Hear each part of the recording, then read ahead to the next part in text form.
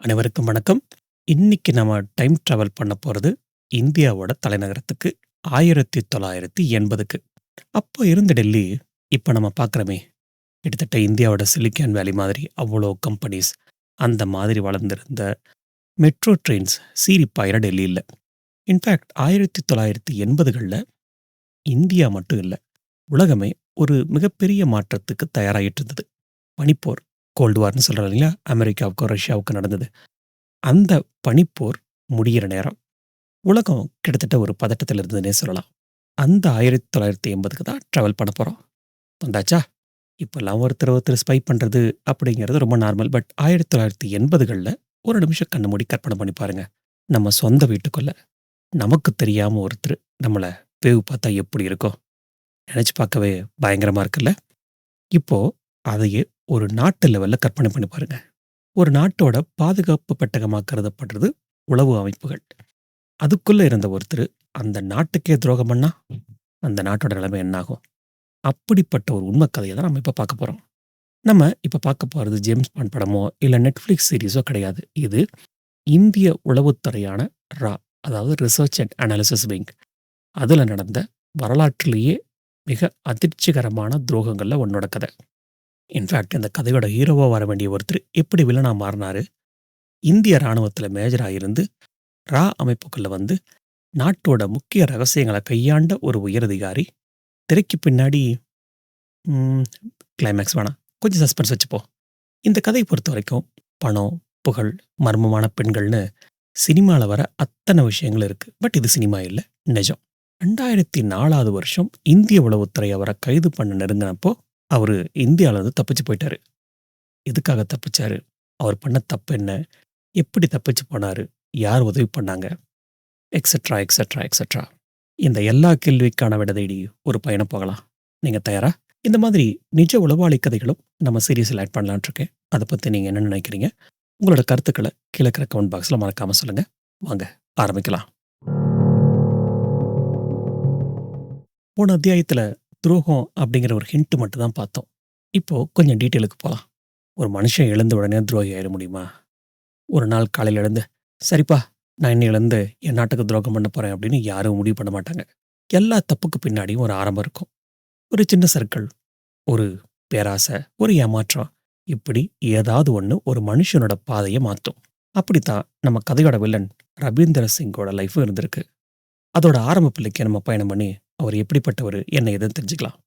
ரவீந்தர் சிங் இவர் 1951வது வருஷம் பஞ்சாப்ல ஒரு சாதாரண குடும்பத்துல பிறந்தவர்.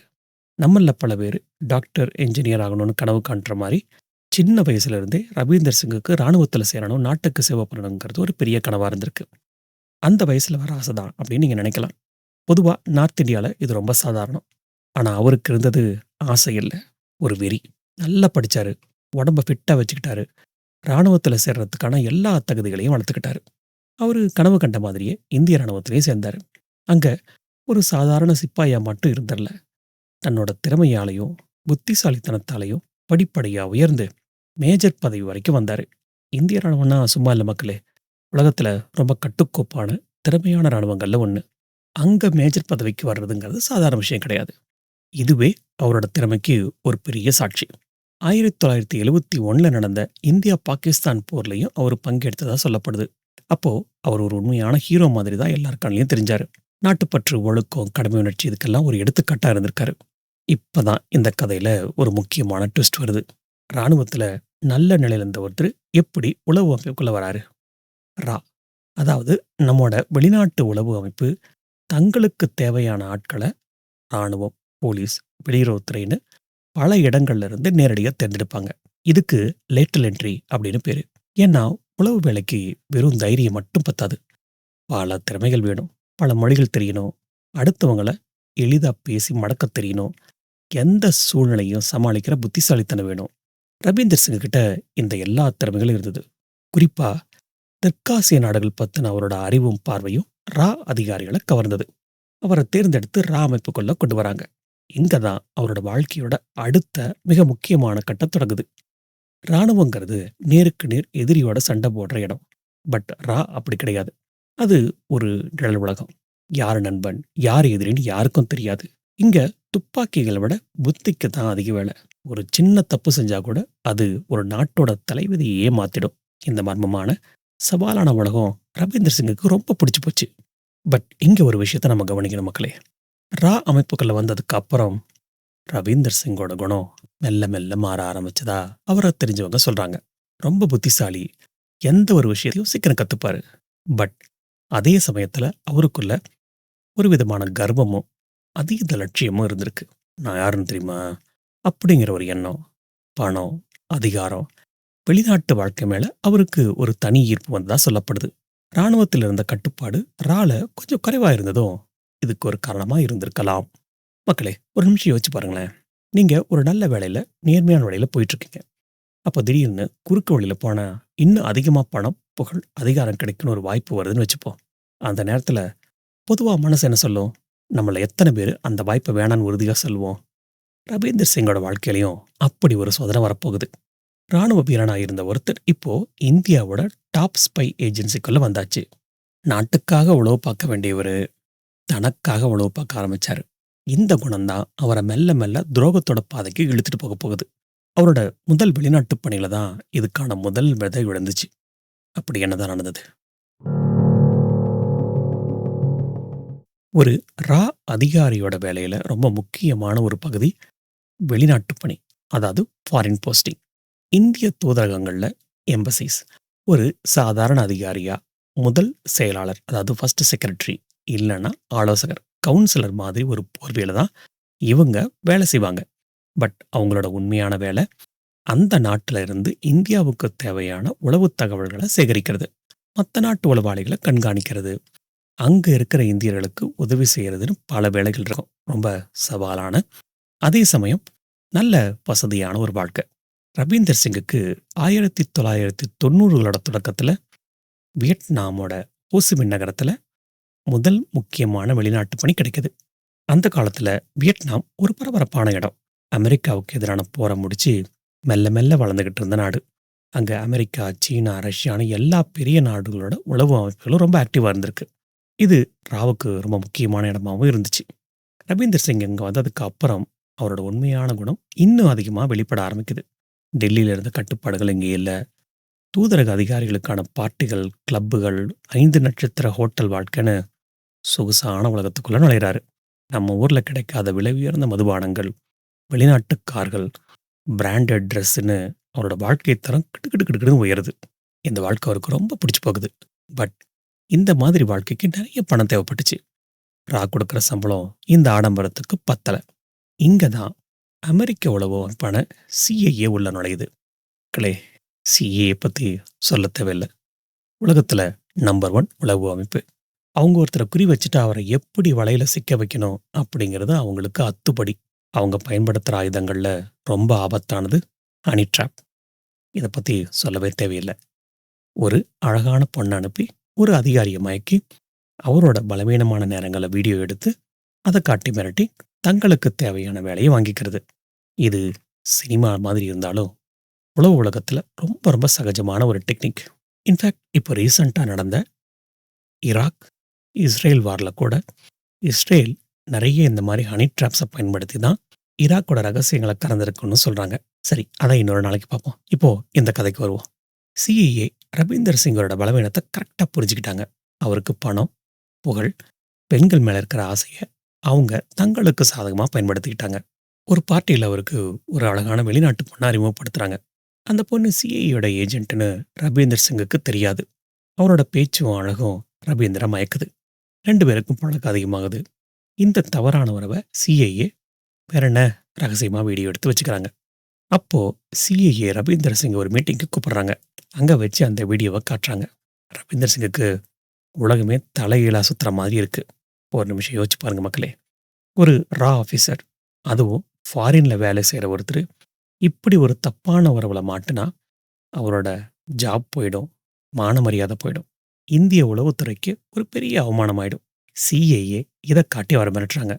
தம்பி, நீ எங்களுக்கு வேலை பண்ணணும், நாங்க கேட்குற தகவலை கொடுத்தாகணும். அப்படி நீ செஞ்சா உனக்கு இந்த வீடியோவால எந்த பிரச்சனையும் வராது. அது மட்டும் இல்ல ராசா, உனக்கு தேவையான பணம், வசதி எல்லாத்தையும் நாங்க பார்த்துக்கிறோம்.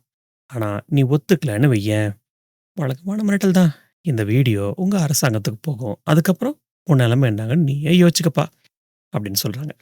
இப்போ ரவீந்தர் சிங் முன்னாடி 2 வழி தான் இருக்கு. ஒண்ணு, நடந்த தப்ப நேர்மையா தன்னோட மேலதிகாரிகள் கிட்ட சொல்லி தண்டனையை ஏத்துக்கிறது. அப்படி செஞ்சா அவரோட இத்தனை வருஷ உழைப்பு, புகழ் எல்லாமே போயிடும். இல்லன்னா சிஐஏ சொல்றத கேட்டு தன் நாட்டுக்கே துரோகம் பண்றது. அப்படி பண்ணா அவரோட தப்பும் வெளியே தெரியாது. இன்னும் மேற்கொண்டு பணமும் கிடைக்கும். அந்த முக்கியமான கட்டத்துல ரவீந்தர் சிங் 2வது வழியை தேர்ந்தெடுக்கிறாரு. நாட்டுப்பற்றை விட சுயநலம் பெருசா தெரியுது. அந்த ஒரு நொடியில இந்திய ராணுவத்தோட ஹீரோ, ராவோட நம்பிக்கைக்குரிய அதிகாரி, இந்தியாவோட முதல் துரோகியா மாற ஆரம்பிக்கிறாரு. அதுதான் அவரோட முதல் சர்க்கிள். அந்த ஒரு தப்பு அவரை அடுத்தடுத்து பல தப்புகளை செய்ய வச்சது. ஒரு மீள முடியாத படுகொலையில தள்ளுச்சு. அவரு சிஐஏக்கு கொடுத்த முதல் தகவல் என்ன? இந்த துரோகத்தோட பயணம் எப்படி போச்சு? வாங்க கண்டிப்பா பண்ணுவோம். ரைட். இப்படி எடுத்த ஒரு தப்பான முடிவு அவரோட வாழ்க்கையை எப்படி ஒரு இருண்ட உலகத்துக்குள்ள தள்ளுச்சு அப்படிங்கிறத இந்த அத்தியாயத்துல விலாவரியா பார்க்கலாம். ஒரு மனுஷன் ஒரே நேரத்துல 2 வாழ்க்கை வாழ்ந்தா எப்படி இருக்கும்? ஒரு பக்கம் நாட்டுக்கு சேவை செய்யற ஒரு ஹீரோ, இன்னொரு பக்கம் அதே நாட்டுக்கு குழி பறிக்கிற ஒரு வில்லன். ரவீந்தர் சிங்கோட அந்த வாழ்க்கைக்குள்ள நம்ம நுழைஞ்சு பார்க்கலாம். வியட்நாம்ல சிஏ கிட்ட மாட்டதுக்கு அப்புறம் ரவீந்தர் சிங் இந்தியாவுக்கு திரும்புறாரு. பட் அவரு பழைய ரவீந்தர் சிங்கா இல்ல. இப்போ அவரு சிஏவோட ஒரு ஏஜென்ட். அவரோட வேலை இந்திய உளவுத்துறையான ராக்குள்ள இருந்துகிட்டு அங்க கிடைக்கிற முக்கியமான தகவல்களை அமெரிக்காவுக்கு கொடுக்கறது. மக்களே, இது எவ்வளவு பெரிய துரோகம் யோசிச்சு பாருங்களேன். நம்ம வீட்டுக்குள்ளேயே ஒரு திருடன் இருந்தா எப்படி இருக்கும்? இது மாதிரி தான் இந்தியாவோட பாதுகாப்பு பெட்டகத்துக்குள்ள ஒரு எதிரி உருவாகியிருக்கான். சிஐஏ இவருக்கு பிளாக் பிரின்ஸ் அப்படிங்கிற ரகசிய பேரை கூட வச்சிருந்ததா சொல்லப்படுது. ரவீந்தர் சிங் ரா அமைப்புல தெற்காசிய பிரிவு, அதாவது சவுத் ஈஸ்ட் ஏஷியாவோட டெஸ்கா ஃபுல்லா இவர் தான் கையாண்டிருக்காரு. இது ரொம்ப முக்கியமான பதவி.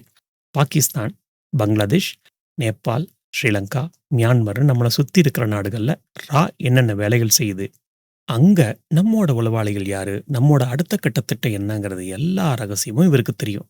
சிஐஏ குறி வச்சதும் இந்த தகவலுக்காக தான். அவர் எப்படி தகவலை பரிமாறன்னு கேட்குறீங்களா? இன்னைக்கு மாதிரி வாட்ஸ்அப், டெலிகிராம்லாம் அப்போ கிடையாது. இப்போ பயன்படுத்துனது எல்லாமே பழைய காலத்து ஸ்பை டெக்னிக்ஸ் தான். சிஐஏ அதிகாரிகள் அவரை நேரடியாக சந்திக்க மாட்டாங்க. டெல்லியில் இருக்கிற அமெரிக்க தூதரகத்தில் வேலை செய்கிற சிஐஏ ஆஃபீஸர்ஸ் தான் இவரோட ஹேண்ட்லர்ஸாக இருந்தாங்க. இவங்க ரவீந்தர் சிங்குக்கு டெட் ட்ராப் இந்த முறையில் தான் தகவலை பரிமாறுவாங்க. இதை பற்றி ஏற்கனவே நம்மளோட இன்னொரு வீடியோவில் பார்த்துருக்கோம்.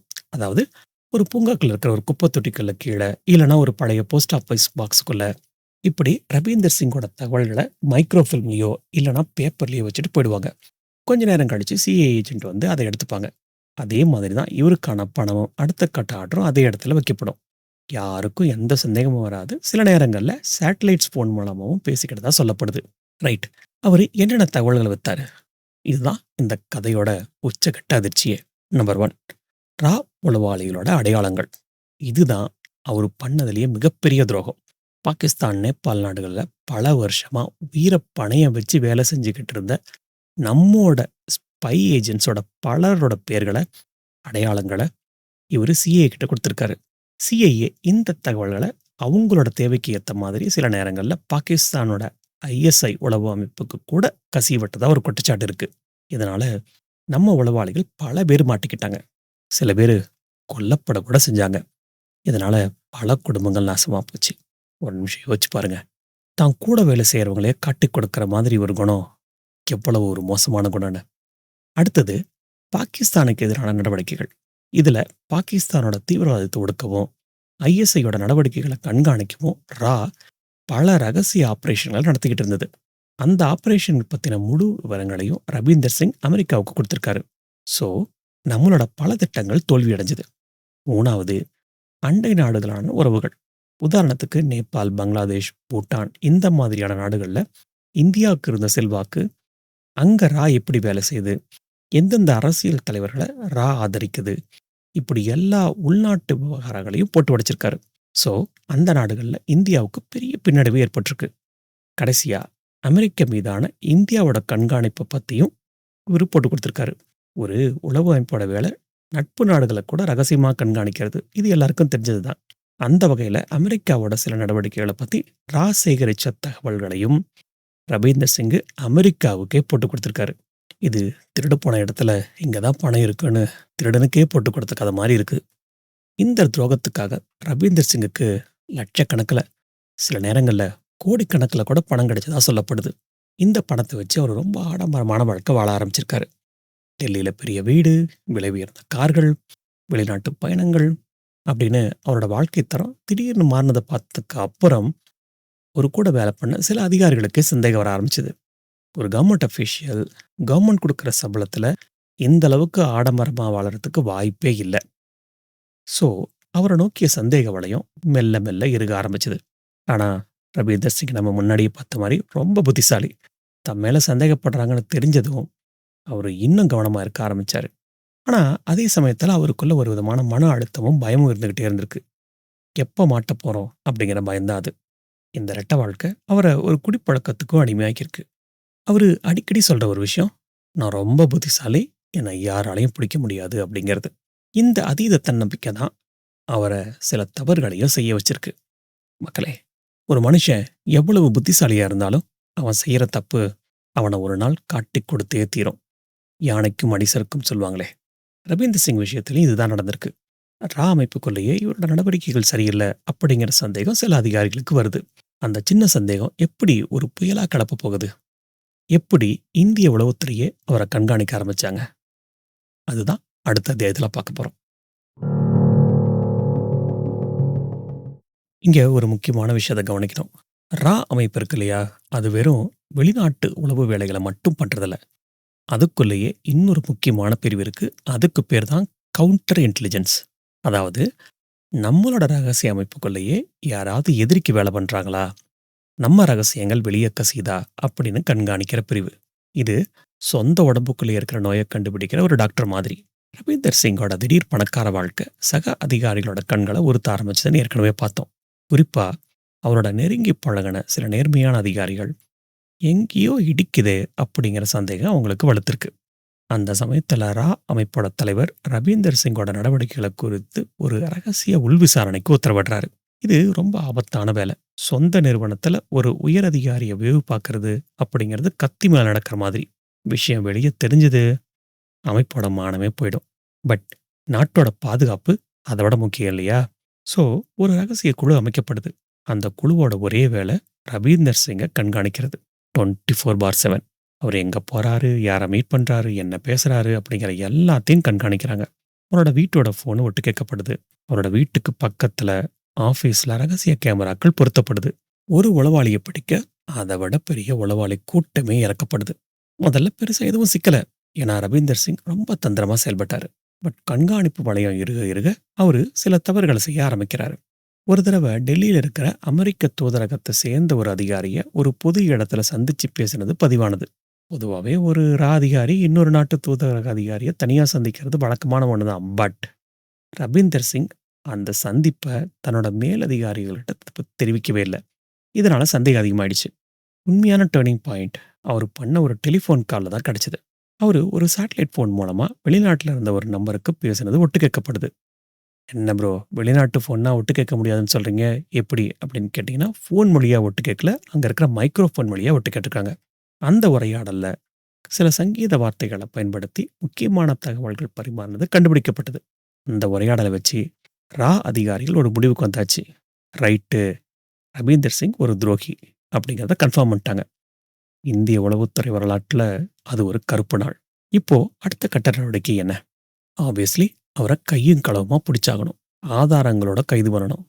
அதிகாரிகள் அதுக்கான திட்டத்த தீட்ட ஆரம்பிச்சாங்க. ரவீந்தர் சிங்குக்கு தெரியாமயே அவர சுத்தி வலவரிக்கப்பட்டது. அவர கைது செய்யறதுக்கான நாளும் குறிக்கப்பட்டது. பட் ஒரு திறமையான உளவாளிக்கு தன்னை சுத்தி ஆபத்து நெருங்கிறத உணர சக்தி இருக்குன்னு சொல்லுவாங்க. ரவீந்தர் சிங்குக்கு அது தெரிஞ்சிருந்தது. தன்னை யாரோ பின்தொடர்றாங்க, தன்னோட ஃபோன ஒட்டு கேட்குறாங்க. இது எல்லாமே அவருக்கு தோண ஆரம்பிச்சிருக்கு. இப்பதான் முதல் முறையா அவரோட முகத்துல இருந்த கர்வம் போயி, லேசான பயமும், பதட்டமும் குடிவர ஆரம்பிச்சிருக்கு. அவரு தன்னோட சிஏ ஹேண்ட்லர்ஸ்ட்ட கான்டாக்ட் பண்ணி, "இங்க நிலைமை சரியில்ல. நான் மாட்டிக்க போறேன்" அப்படின்னு சொல்லி வார்ன் பண்ணியிருக்காரு. ரா அவர கைது செய்ய திட்டமிட்ட சில நாட்களுக்கு முன்னாடி அந்த அதிர்ச்சிகரமான சம்பவம் நடந்தது. ஒரு நாள் காலையில ரவீந்தர் சிங் வழக்கம் போல ஆஃபீஸுக்கு கிளம்புறதா சொல்லிட்டு வீட்ல இருந்து கிளம்பியிருக்காரு. பட் அவரோட ஆஃபீஸுக்கு போகவே இல்ல. அவரோட டெலிஃபோன் லைனும் ஆக்டிவா இல்ல. பல மணி நேரங்கள் கடந்திருக்கு. அதுக்கப்புறம் தான் சந்தேகம் வந்த அதிகாரிகள் அவரோட வீட்டுக்குள்ள போய் பார்த்தபோது வீடு பூட்டப்பட்டிருக்கு. விசாரணையில ரபீந்தர் சிங் தன்னோட ஒய்ஃபோட இந்தியாவை விட்டு தப்பிச்சு போனது தெரிய வந்திருக்கு. சரி, எப்படி தப்பிச்சாரு? அமெரிக்க உளவுத்துறையான சிஐஏ அவரை காப்பாத்திருக்காங்க. நேபாள எல்லை வழியா போலி பாஸ்போர்ட் மூலமா அவரை வெளியேற்றி அங்கிருந்து அமெரிக்காவுக்கு அழைச்சிட்டு போயிருக்காங்க. இந்திய உளவுத்துறையோட மூக்குக்கு கீழே நாட்டோட மிகப்பெரிய துரோகிகள்ல ஒருத்தன் எதிரி நாட்டோட உதவியோட தப்பிச்சு போயிருக்கான். தலைமையகத்தில் அந்த செய்தி ஒரு பூகம்பத்தையே ஏற்படுத்தியிருக்கு. தங்களால கண்காணிக்கப்பட்ட ஒருத்தன் தங்களோட பிடியிலிருந்து தப்பிச்சு போனது அப்படிங்கிறது அவங்களுக்கு மிகப்பெரிய அவமானத்தையும் அதிர்ச்சியும் கொடுத்திருக்கு. ஒரு தனி மனுஷனோட துரோகம் ஒரு நாட்டோட பாதுகாப்பு அமைப்பையே கேள்விக்குள்ளாக்கியிருக்கு. இந்த செய்தியை வெளியே கசியும் போது என்னென்ன விளைவுகள் ஏற்படும்? அரசியல் ரீதியாகவும் குறிப்பா ஊடக ரீதியாகவும் என்னென்ன புயலை கிளப்ப போகுது? வாங்க அடுத்த அத்தியாயத்தில் பார்த்துடலாம்.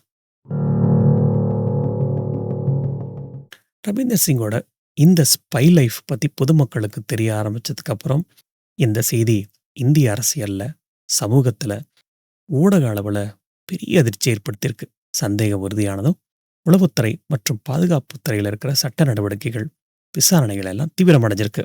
இந்தியாவோட உளவுத்துறை இவ்வளவு மோசமா இருக்கா அப்படின்னு ஊடகங்கள், பொதுமக்கள், அரசியல்வாதிகள்னு ஆளாளுக்கு கேள்வி கேட்க ஆரம்பிச்சாங்க.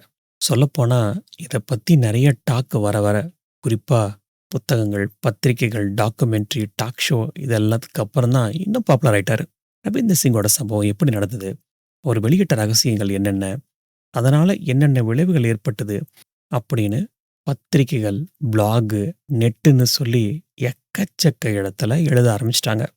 இந்த சம்பவம் இந்திய அரசியலை மட்டும் இல்லை, பாதுகாப்பு அமைப்புகள், உளவு ரகசியங்கள் இது எல்லாத்தையுமே அசிச்சு பார்த்தது. ரவீந்தர் சிங் தொடர்பான ரகசியங்கள், புகார் நடவடிக்கைகள், அதுக்கப்புறம் சட்ட மாறுதல்கள் இந்திய உளவுத்துறையோட உருவமைப்பையே மாத்திர நிலைமைக்கு கொண்டு போயிடுச்சு.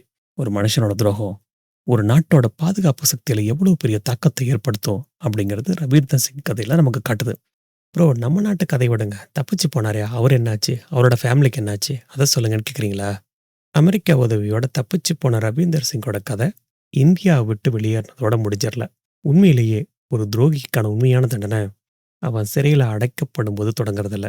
அது அவன் தனிமையிலையும், பயத்திலையும், மன உளைச்சல்லையும் வாழ்ற ஒவ்வொரு நாள்லையும் இருக்கு. ரவீந்தர் சிங்கோட வாழ்க்கையில அப்படிதான் கிட்டத்தட்ட ஆச்சு. இந்தியாவோட உளவுத்துறை எவ்வளவோ முயற்சி பண்ணியும் ரவீந்தர் சிங்கை அதிகாரப்பூர்வமாக பிடிச்சு இந்தியாவுக்குள்ள கொண்டு வந்து சட்டத்து முன்னாடி நிறுத்த முடியல. அமெரிக்காவுக்கு தப்பிச்சு போனவருக்கு சிஐஏ புதிய அடையாளத்தையும் பாதுகாப்பையும் வழங்குச்சு. அமெரிக்க சட்டப்படி அங்க அவர் சட்டவிரோதமா நுழையல. சிஏஏ அவரை பாதுகாத்ததுனால இந்தியாவால் அவரை நாடு கடத்தி திரும்ப இந்தியாவுக்குள்ள கொண்டு வர முடியல. சட்ட ரீதியா பார்த்தா இந்திய அரசாங்கத்தோட பிடியிலேருந்து அவர் தப்பிச்சிட்டாரு. சரி, இப்போ எங்க இருக்காரு, என்ன பண்றாரு? இதுதான் உங்களோட அடுத்த கேள்வி, ரைட்டா? தப்பிச்சு போனதுக்கப்புறம் ரவீந்தர் சிங்கும் அவரோட மனைவியும் அமெரிக்காவில் இருக்கிற நியூ ஜெர்சி, அதுக்கப்புறம் வெர்ஜீனியா மாகாணங்களில் சிஏஏவோட பாதுகாப்பில் வாழ்ந்து வந்திருக்காங்க. அவங்களுக்கு பிளாக் பிரின்ஸ் அப்படிங்கிற ரகசிய பேருக்கு பதிலாக சாதாரண அமெரிக்க குடிமக்கள் மாதிரியான புதிய பேரும் அடையாளங்களும் வழங்கப்பட்டிருக்கு. பட் இந்த வாழ்க்கை ரவீந்தர் சிங் எதிர்பார்த்த மாதிரி சொர்க்கமாக இருக்கல. ஆடம்பரமான வாழ்க்கை, பார்ட்டி, அதிகாரம் அப்படின்னு அவர் ஆசைப்பட்ட எதுவுமே அவருக்கு முழுசாக கிடைக்கல. அதுக்கு பதிலாக சிஐஏ அவரை ஒரு கைதி மாதிரி தான் நடத்துனாங்க. ஏன்னா இந்தியா திரும்பி வர கேப்சர் பண்ணிச்சுன்னா என்ன ஆகும்? அமெரிக்காவோட குட்டு வெளிப்பட்டுரும். ஸோ அமெரிக்கா இவர் எங்கேயும் போயிடக்கூடாது அப்படிங்கிறதெல்லாம் ரொம்ப கவனமாக இருந்தாங்க. ஸோ ஒரு கைதி மாதிரி தான் ட்ரீட் பண்ணியிருக்காங்க. தொடர்ந்து கண்காணிச்சிருக்காங்க. யாரை பார்க்கணும், எங்கே போகணும், இந்த மாதிரியான மொத்தமாக சிஐஏவோட கட்டுப்பாட்டில் தான் இருந்திருக்காரு. சிஏஏ அவருக்கு மாதம் மாதம் கொடுத்த பணம் ஒரு சாதாரண வாழ்க்கையை நடத்த மட்டும்தான் போதுமானதாக இருந்திருக்கு. தான் ஏமாற்றப்பட்டுட்டோம் அப்படிங்கிற மாதிரி அவர் கொஞ்சம் கொஞ்சமாக ஃபீல் பண்ண ஆரம்பிச்சிருக்காரு. அவரை ரொம்ப பாதித்த விஷயம்னு பார்த்தா அவரோட குடும்பம் இவர் பண்ண துரோகத்தை ஏற்றுக்கவே முடியல. ஸோ ஒய்ஃபு, குழந்தைங்க, அவரோட அப்பா அம்மா இப்படி யாராலையுமே அவர் பண்ண விஷயத்த டைஜஸ்ட் பண்ணிக்க முடியல. ஸோ அவரோட எல்லா லிங்கையும் கட் பண்ணிட்டாங்க. சொந்த நாட்டையும் கூட வேலை செஞ்சவங்களையும் காட்டி கொடுத்துட்டாரு அப்படிங்கிறனால அவர் மேலே இருந்த அன்பு, மரியாதை இது எல்லாத்தையும் அவங்க தூக்கி எறிஞ்சிட்டாங்க. ஸோ இந்த தனிமை அவரை மன ரீதியாக ரொம்ப பாதிச்சிருக்கு. பல வருஷங்களாக மர்மமாக இருந்த ரவீந்தர் சிங் எங்கே இருந்தார், எப்படி இருக்காரு இப்படிங்கிற விஷயம் எதுவுமே தெரியாமல் இருந்து 2016 வருஷம் அமெரிக்காவில் புளோரிடா மாகாணத்தில் நடந்த ஒரு ரோடு ஆக்சிடெண்ட்டில் யாரோ ஒரு முதியவர் செத்துட்டாரு அப்படின்னு சொல்லி பதிவாயிருக்கு. அதுக்கப்புறம் நடந்த விசாரணையில அந்த முதியவர் ரவீந்தர் சிங் அப்படிங்கிற அடையாளம் காணப்பட்டதா நம்பத்தகுந்த வட்டாரங்கள் தெரிவிச்சிருக்கு. அப்போ அவருக்கு வயசு கிட்டத்தட்ட 65. சரி, ஒய்ஃபு, குழந்தைங்க, அவனோட அப்பா, அம்மா இவங்கலாம் துரோகத்தை ஏத்துக்கலன்னு சொல்றீங்க. அவங்களுக்கு என்னாச்சு அப்படின்னு கேட்டிங்கன்னா, அவர விட்டு விலகிட்டாங்க அப்படிங்கிறது மட்டும் தெரியுதே தவிர, மத்தபடி எந்த தகவலும் பொதுவெளியில இல்ல. So the answer is don't know.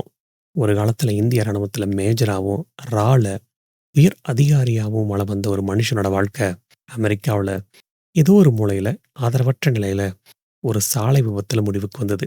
அவர் பண்ண துரோகத்துக்கான விலைய பணமாவோ, பதவியாவோ பெறாம தனிமையிலையும், மன உளைச்சல்லையும் கடைசியா ஒரு அனாதையா செத்து போயிருக்காரு.